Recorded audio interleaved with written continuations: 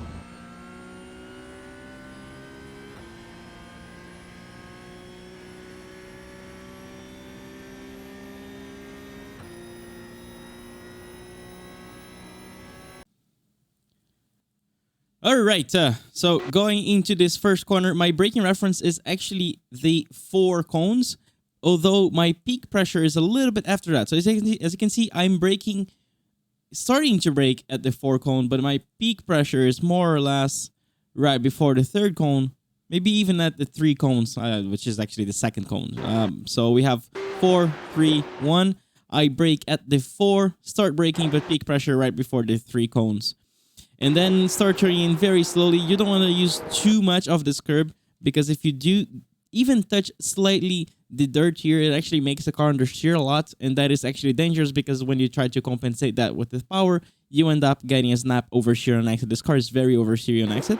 Just make sure you get like kind of a late apex to see, trying to stay on the curb, getting back on power, and allowing the car to go all the way. And then on the way back, you just barely touch the dirt here. When I do touch the dirt on the way back, that shows me I had a pretty good corner. Then for the next corner, I'm actually using this as a braking reference, this little line that represents the 2 here. So that is my braking reference. I'm actually braking slightly before that, and my peak pressure is slightly after that. So as you can see, it's just a reference. I'm not braking too fast. I'm kind of braking as fast as the suspension compresses. So squeeze the brakes on top of that white line. It's a little bit tricky to see that, especially if you're fighting on the inside here, so be careful with that. If you can't see it, you can always try to look at the 2, which is a little bit far away, so it's not as precise, but it still helps saving you in case you're lost under braking. So kind of a earlier apex on this one here, and then try to get back on power quite carefully and allow the car to go all the way to the outside. As you can see, lots of corrections here, because this car is very oversteery on exit after the last update.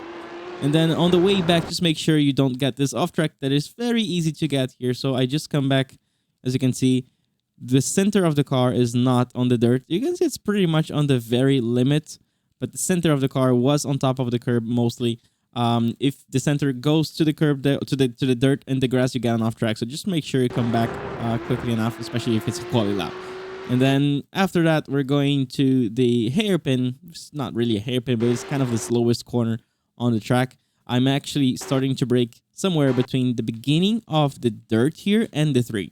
So that is my reference. And I actually noticed something that when I start braking, I really relax my hands and I almost touch the dirt here. And after that, I actually keep the car almost straight. So as you can see, the track is going left. My car keeps going to the outside. This is not an off track. You can actually have 2 tires on the curb, and then you start turning in, aiming for almost this little dip here. Just make sure you don't dip the tires on this hole because it really pulls the car and you can actually snap and spin. So here I am aiming for a early throttle here and allowing the car to go all the way to the outside, almost hitting the grass here. Just make sure you don't hit this grass because if you do, it's going to be very tricky to come back. It kind of pulls you and you keep like on rails going straight, which is kind of dangerous.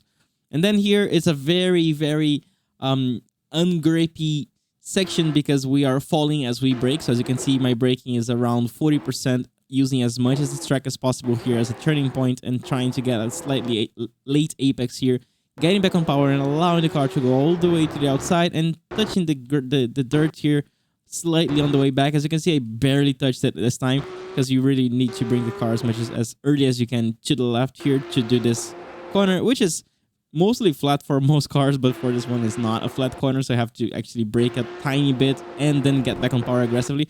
What I like doing here is actually, because what you can do is you can lift and then get back on power, but I prefer to actually brake a little bit to make the car point a little bit more quickly, and then I not smash, but I get back on power a little bit more aggressively to get a slightly better exit. So there you go, using a little bit of grass on the inside there. And then here we're going to brake at the 2. We have actually 3, sorry. We have the 3, and then we have the white line here. That's my braking reference. I'm braking quite hard because this is a compression under braking, so we have a little bit more grip. And then turning into aiming to this little dip on the curb here. Then back on power, light hands, allow the car to go all the way to the outside, and then touch slightly the dirt here. Just make sure you don't do more than that because you can get an off track. And then you bring the car all the way to the left here. Generally, sometimes I bring it more to the left. This time, I was kind of stuck a little bit. I couldn't really bring it because of that dirt, and I ended up not using all the track here. But it's fine because it's a very long double apex. I'm just aiming to be on the camber part on the inside here, slight lift, then the car's going to start going wide a little bit, so I do a little bit of brake to not allow it go more than half of the track. And then as soon as I realize it's coming back, it's starting to point back to the inside, I get back on power.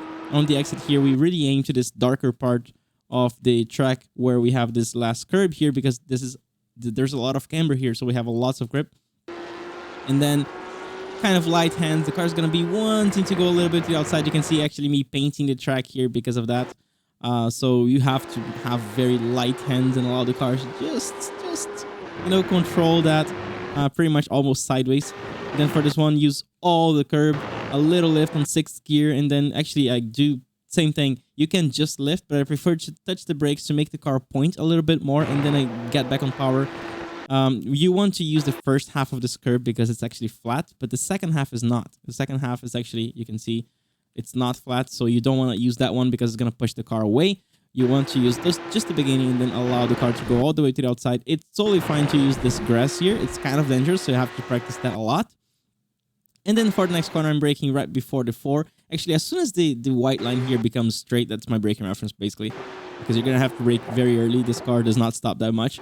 And then 3rd gear, allow the car to go all the way to the inside here. Then get back on power and allow it to go all the way to the outside. Just make sure, same thing, you cross it back with the center of the car, not on the dirt or grass, because that is an off track.